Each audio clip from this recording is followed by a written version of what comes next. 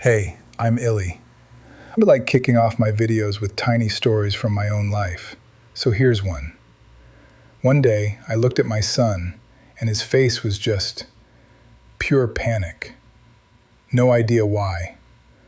So I did the only thing I could in that moment, and just jumped into the unknown with him. For the next few minutes, let these Zen tales do the same for you. Muddy Road. Tanzan and Akito were once traveling together down a muddy road. A heavy rain was still falling. Coming around a bend, they met a lovely girl in a silk kimono and sash, unable to cross the intersection.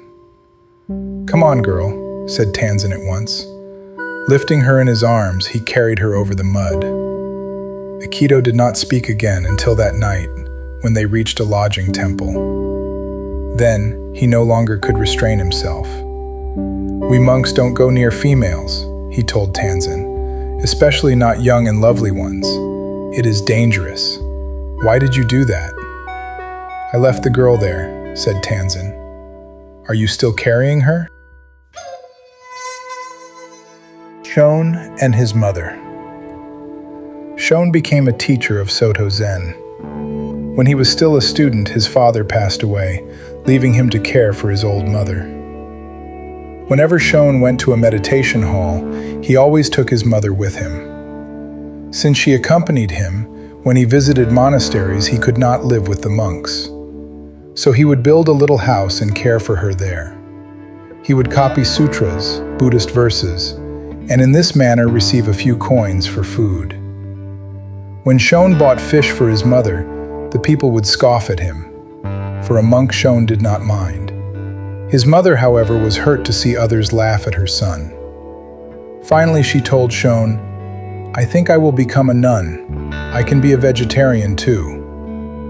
She did, and they studied together. Shoun was fond of music and was a master of the harp, which his mother also played. On full moon nights, they used to play together. One night, a young lady passed by their house and heard music. Deeply moved, she invited Shoun to visit her the next evening and play. He accepted the invitation.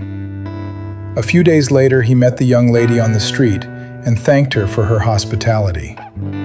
Others laughed at him. He had visited the home of a woman of the streets. One day, Shoun left a distant temple to deliver a lecture. A few months afterwards, he returned home to find his mother dead. Friends had not known where to reach him, so the funeral was then in progress. Shoun walked up and hit the coffin with his staff. "Mother, your son has returned," he said. "I am glad to see you have returned, son," he answered for his mother. "I'm glad too," Shoun responded. Then he announced to the people about him, "The funeral ceremony is over. You may bury the body." When Shoun was old, he knew his end was approaching. He asked his disciples to gather around him in the morning, telling them he was going to pass on at noon.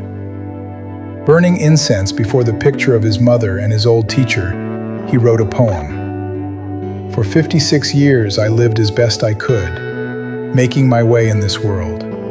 Now the rain has ended, the clouds are clearing, the blue sky has a full moon." His disciples gathered about him, reciting a sutra, and Shoun passed on during the invocation. Not far from Buddhahood. A university student while visiting Gassen asked him, "Have you ever read the Christian Bible?" "No, read it to me," said Gassen. The student opened the Bible and read from St. Matthew, "And why take ye thought for raiment? Consider the lilies of the field, how they grow. They toil not, neither do they spin. And yet I say unto you that even Solomon in all his glory was not arrayed like one of these. Take therefore no thought for the morrow shall take thought for the things of itself." Gassen said, "Whoever uttered those words I consider an enlightened man." The student continued reading, "Ask, and it shall be given you. Seek, and you shall find. Knock, and it shall be opened unto you.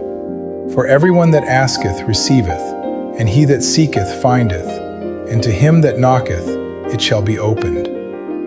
Gasson remarked, "That is excellent. Whoever said that is not far from Buddhahood." Thanks for watching. If you enjoyed the video, drop a like, subscribe, and share your thoughts in the comments.